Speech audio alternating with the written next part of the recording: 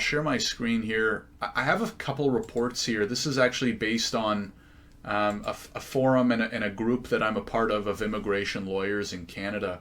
But I wanted to share and kind of highlight this story because I've seen it talked about a lot and wanted to share my thoughts. I'll share a link to this in the chat as well if you're following along right now. But the long story short here is that about 700 students, Indian international students, could face deportation because IRCC found out that they were using fake acceptance letters from colleges to apply, right? So what happens is was told that the letter he used to enter Canada was fake and that his immigration dream is likely to be shattered. So what happens is when you apply for a study permit in Canada, what you need is an acceptance letter from a college or university as part of your application in order to be accepted, right? So you need to have taken the steps to apply and get accepted to a college or university first before you can apply for a study permit. Now what happened was a few years later, Immigration Canada found out that over 700 students actually got accepted and started their studies in Canada based on fraudulent acceptance letters. And now they're facing deportation, right? Now the first question that pops into my mind is, well, how the heck did they get accepted in the first place, right? If you have to apply for a study permit to Immigration Canada, and part of that application requires you to use an acceptance letter from a college or university, is Immigration Canada not double checking all of the documents, right? When you apply to Immigration Canada, whether it be a study permit, work permit, PR, citizenship, is IRCC not double checking that all the documents you're using are actually real, right? And they're not fake. So is there no system in place where IRCC is cross-checking that this student actually has this acceptance letter from this college or university? That's the very first thing that pops into my head, right? When I'm thinking about this situation and how this even happened in the first place, right? So number one, is IRCC not even checking the supporting documents of these study permit applications? Number two, of course, goes to, well, who is the source of the fake document? And if you read more into the story, you'll hear that it's ultimately a study abroad agent based in India, right? So what is a study abroad agent? In a lot of countries, for example, like in India, international students will typically apply using a study abroad agent. What is a study abroad agent? Well, they're a person or a company, typically in a foreign country outside of Canada, and they work with students to help them apply to colleges and universities, and then they get accepted. In a lot of cases, they help the student apply for the visa as well, right? Now, the key piece of information to understand here about this whole study abroad industry is that the agents make most of their money from commission from colleges or universities, right? So an agent will work with tens or dozens or sometimes hundreds or even thousands of students a year. They will apply to colleges and universities. Then if the student gets accepted, they will help them apply to Immigration Canada. If the student gets approved and comes to Canada and pays their tuition, the school will then write a check to the study abroad agent, typically in the range of like $2,000 to $3,000 Canadian, for helping them bring that student to Canada. So what happens is all these study abroad agents are highly incentivized to get as many students as possible accepted into Canada, right? To get accepted into the schools, then to get accepted by IRCC, then to actually come into Canada and study, because that's how they make their commission, right? So what happens is over time, as we've seen this international student industry just explode, you, of course, have some of these, shall we say, unreliable study abroad agents that have even gone as far as using fake documents to get students approved. Because in this case, these 700 students, they all used the same study abroad agent, right? Who faked this document and got them all accepted. Now, in terms of numbers, like to keep this in mind, I'm going to pull up a calculator here for a second. If you're a study abroad agent and you helped 700 students get accepted in 1 year, and let's take a number on the lower end. Let's say your commission was $1,500 per student. That's over $1 million Canadian we're talking about in commission, right, from these 700 students. Now, IRCC didn't catch it initially. They caught it years later. And the story is, now everyone's trying to get a hold of this study abroad agent, and miraculously the business has been closed down, right? And they can't find that person who in that 1 year off just those 700 students took home over $1 million, most likely. So anyways, this is kind of crazy. I think it highlights some big problems that I've seen firsthand and I've heard secondhand and thirdhand, which is international student space, right? There's a lot of shady players in the space, right? There's a lot of legitimate players. There's a lot of shady players. I don't like how all the incentives are aligned right now in terms of commission. The majority of students are working with unregulated study abroad agents, right? So the other thing to keep in mind is, I'm not saying all study abroad agents are bad. There's some very good ones. But if you're working with an immigration consultant who's licensed, or you're working with an immigration lawyer who's licensed, they're at least licensed and being regulated by somebody, right? There's absolutely zero regulation right now in the international student space, which is how international study abroad agents like this can apparently get away with this for years on end without anybody finding out, right? Now, I do think that you do have to put, in my opinion, and I'm interested to hear opinions on this. Alex says, wow, when you break down the numbers, it really is amazing, the monetary incentives. Exactly, Alex. I mean, think about it. You're living, you might also be a study abroad agent living in another country where the cost of living is much lower than in Canada, right? So that's a lot of money, right? I mean, $1 million a year is a lot of money, especially if you're living in Canada. Imagine living in a country where the cost of living is half, right? So there's a lot of money at play here. And if you look at some of these statistics from 2022, now there's over 800,000 international students in Canada, right? Last year, there were over 550,000 of them that got approved for a study permit, right? So if we take 550,000 international students that were accepted last year, let's just say half of them used the study abroad agent, right? Probably more than half, but let's just be conservative and say 275,000. Let's say they generated an average of $1,500 in commission.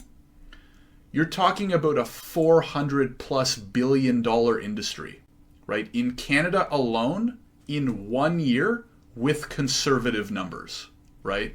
So these numbers are actually pretty insane, right? And you can see why there's so much, activity going on.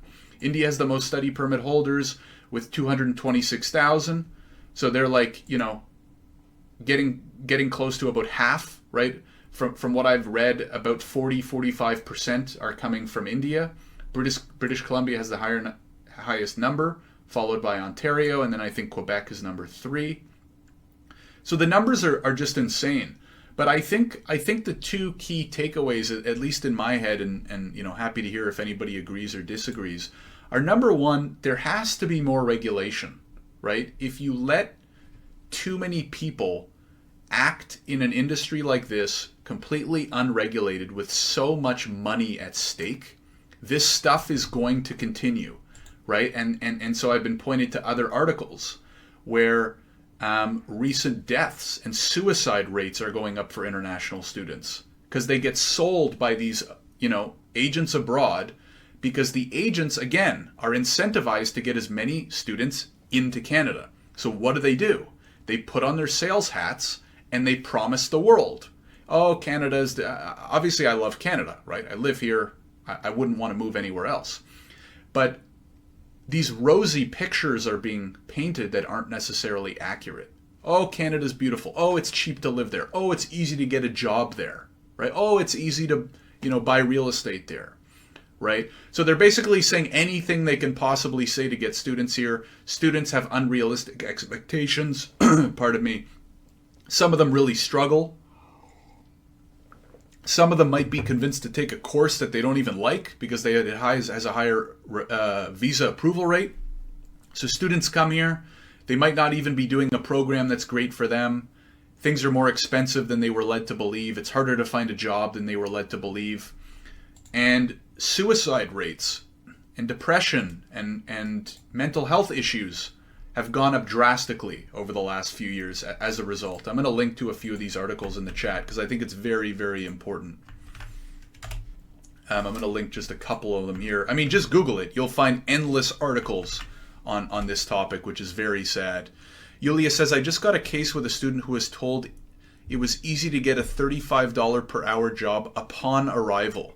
Yeah, so, and I've heard very similar stories to things like that as well, Yulia, where students are promised the world. They're pretty much told what they want to hear to get them to come, and there's no realism in a lot of what's being said. Reality, I don't know, whatever the word might be.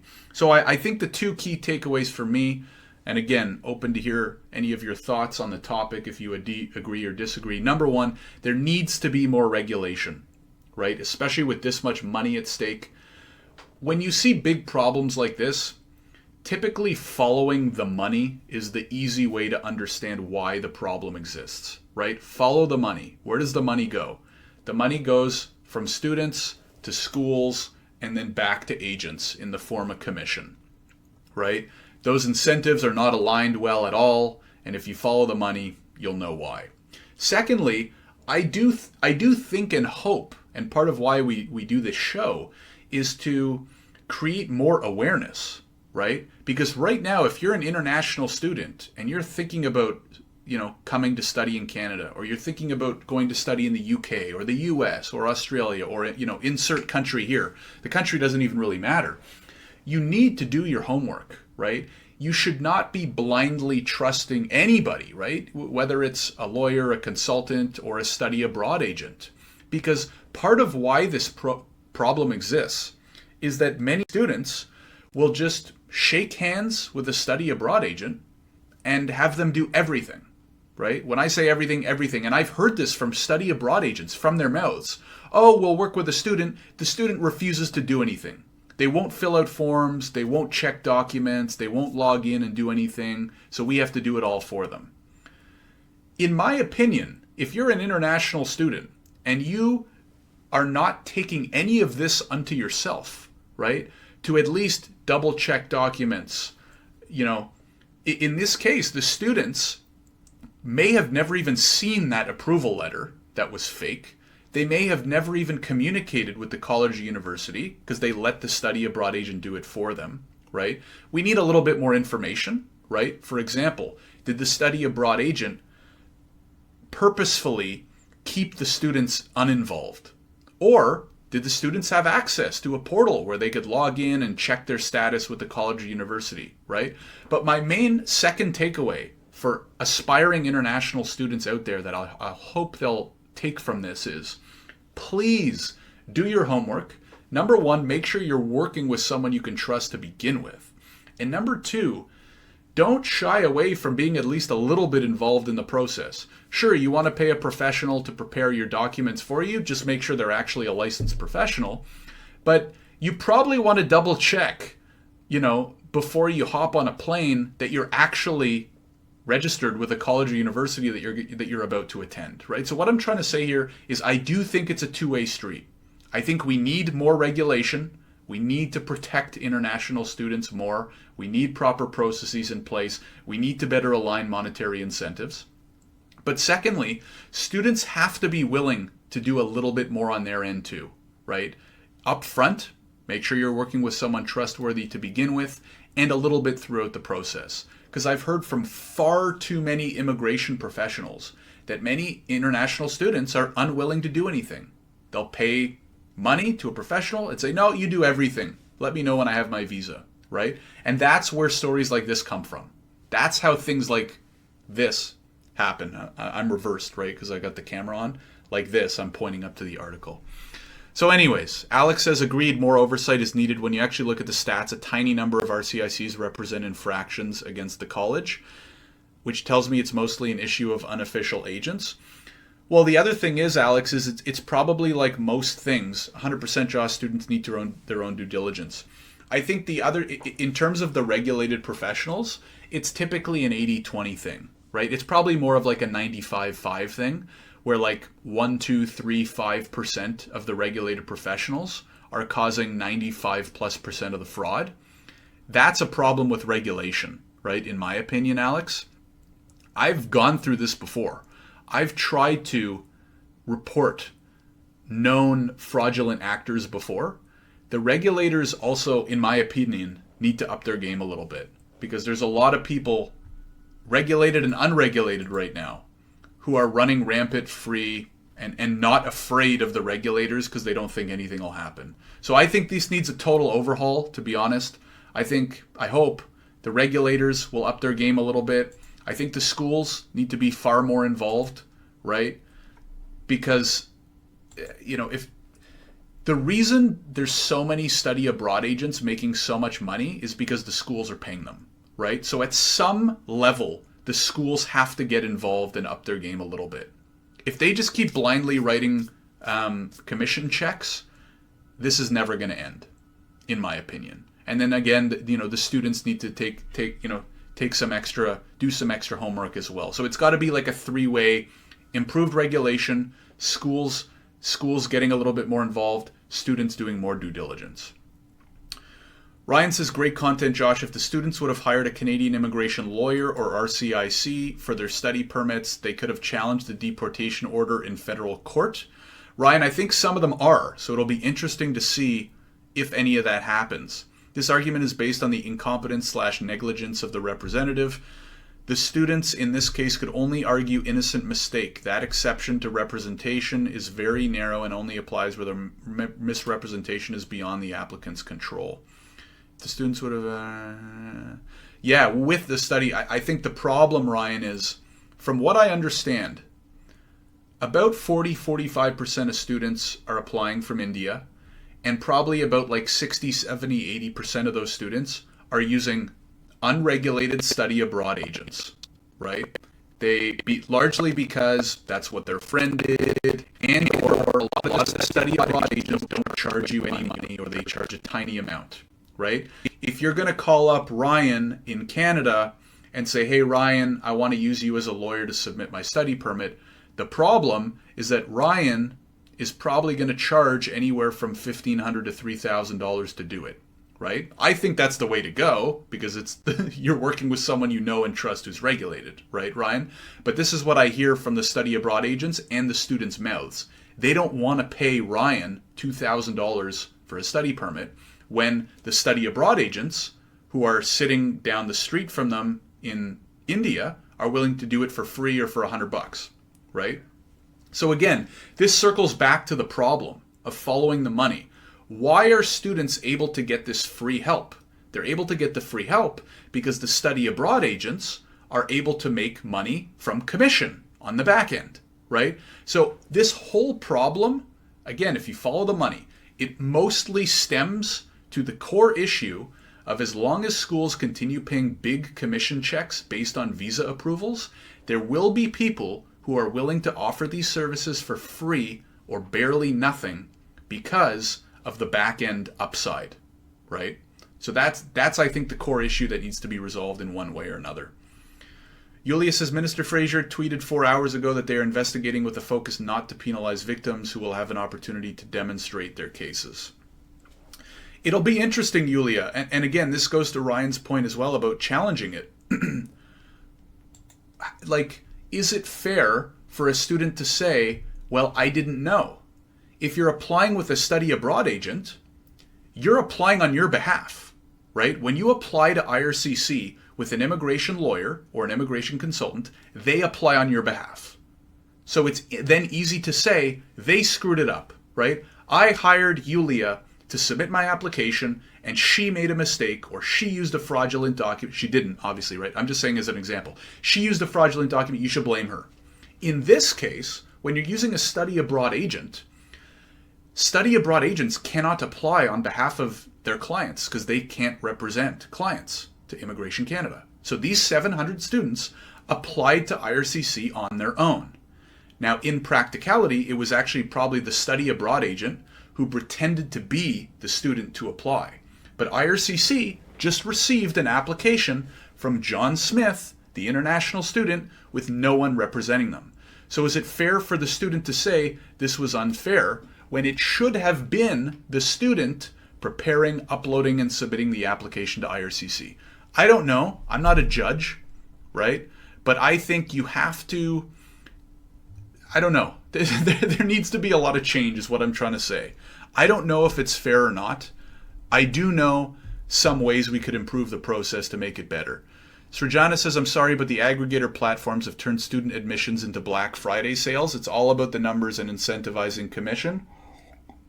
So, Srijana, that's a great point, which basically, so for those who don't know, aggregator platforms are tech companies, essentially, that make it easier for those study abroad agents to gather their commission, right? Because previously how things used to work is if you were a study abroad agent, let's say in India, and you wanted to send students to Canada and earn commission, you'd have to sign an agreement with every single school in Canada in order for them to send you the commission. Now these big tech platforms and aggregators have popped up where it's basically a marketplace. I can just sign up as a study abroad agent to the platform and they already have all of those agreements in place. So what Srijana is saying, which I agree with, is they've kind of, made it super easy. It's now basically like a fun marketplace where they're gamifying it for study abroad agents to maximize revenue. And that's kind of further, emphasizing what is ultimately a big problem, which is, incentives not being aligned with study abroad agents and the bad ones doing whatever they can just to funnel students in so that they can collect their commission checks. Yulia says, my student's permit was done by a foreign agent for free, just paid 4 times more in biometrics. Sorry, I'm in my client's permit, not mine. Yeah, so that's the other thing too, right? You'll have a student who will apply the first time with an agent for free because the agent doesn't charge them anything. But of course, the student still has to pay the study permit fee, right? The study permit application fee, biometrics fee, et cetera, et cetera. If you're using someone who doesn't know what they're doing and your application gets rejected, which is a little bit more common in the study abroad space, you might have to apply 2, 3, 5 more times. So while you're not being, you're getting help for free, quote unquote, the study permit application fee by itself is $150 Canadian, right? When you apply to IRCC. So if your study abroad agent screws something up and you have to apply 3, 4, 5 times to get accepted, you might spend $1,000 just in government fees. Whereas if you used a regulated professional and got it done right the first time, you'd only have to pay $150 in government fees, which I think, Yulia, is part of what you're alluding to, which makes a lot of sense and I agree with. So anyways, Alex says, Yulia, that's interesting. Yeah, listen, this is a can of worms, right? We could spend hours live just talking about this one topic, right? I'm going to go back to the main screen here.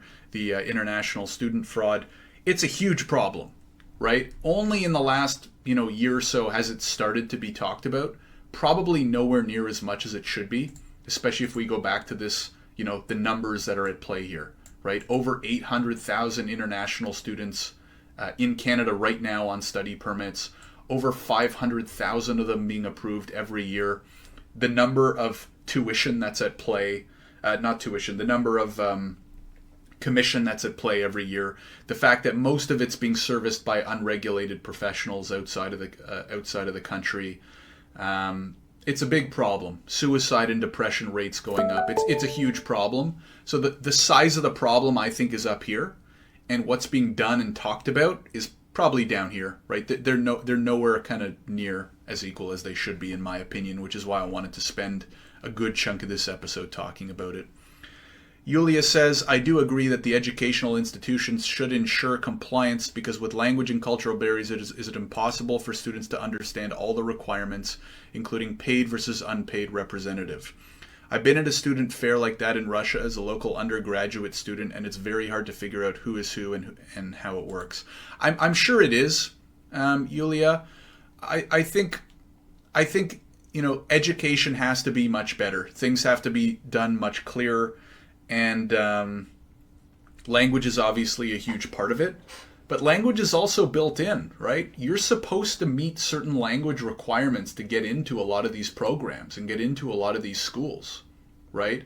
In fact, I've seen plenty of news stories about fraudulent language exams, right? So that's a whole other element. Again, maybe we won't go down this rabbit hole because, like I said, we could talk for hours about this topic. I've spoken to college professors who've said, Josh, I'll get up and teach in front of a class. It's largely international students. Half of them don't understand what I'm saying. And I say, what do you mean? Haven't they all scored a minimum language score in order to get here? And they're like, they're all fake. What happens is students will get falsified language exams, or they'll have somebody else go write their language exam back home so that they can get a high enough score so that they can be accepted by the school so that they can actually come to Canada, right? Because a lot of international students don't actually want to come study in Canada, right? They want to come to Canada, and the study permit is the best way in. So again, this is a rabbit hole. We've only kind of scratched the surface of the different problems, but there's a lot of shady stuff going on at different levels that need to be fixed. But anyways, I might leave it at that for today because I do have a hard stop in about 10 minutes. But let's finish off here. Umar says we focused on a three-prong approach. I think there's a fourth element to this. If there are requirements, i.e. passport, IELTS, etc., and the validity of those is tested, hopefully not too far of a reach here, then the validity of the offer letter, being a requirement, should be tested on the front end, not at the PR stage. Add a QR code similar to the one on the ECA is a small example. Yeah, I mean, Umar, I totally agree, and that's the first thing I talked about when this story hit. That was my first thought. Is IRCC not validating the approval letters? What's the point of having to provide a letter of acceptance, an LOA, if you can just upload a fake one, right? So I don't know what's going on the back end. I don't know if the processing agents have a process or, something that, steps that they're going through in order to actually validate that approval letter with the school or not. I don't know. But certainly it didn't work this time for 700 students, right? It's not like this happened once, right? This didn't happen with 1 or 5 or 10 students. This happened with 700 students minimum, right? There might be more that we haven't heard of. Anyways, let's take one more comment from Srijana. I don't mean to be harsh, but I've worked for the New Zealand government, and officers in India and in New Zealand verified every piece of document. They called banks in the back of Beyond to verify funds, and it was amazing how much work went into approvals. Canada needs to do better. Absolutely, Srijana. I mean, I thought that's what they did. I thought that's why we had to provide bank statements and LOAs, is because the agents would be, verifying them. But I guess not. So anyways, let's move on. Just a couple more quick topics before we kind of end the show. I mean, this has been great, right? Thank you, everybody, by the way, for tuning in, for all this involvement, all this feedback, all these questions, and anecdotal evidence and stories and stuff like that. This is why we do the show live. As a quick reminder, I do this live every 2 weeks, same time, right? Friday, noon, 12 p.m. Eastern, live on LinkedIn, and the recording will also stay up as well. So if you missed a segment, or you want to rewatch, or you want to share with a friend, please feel free. The last few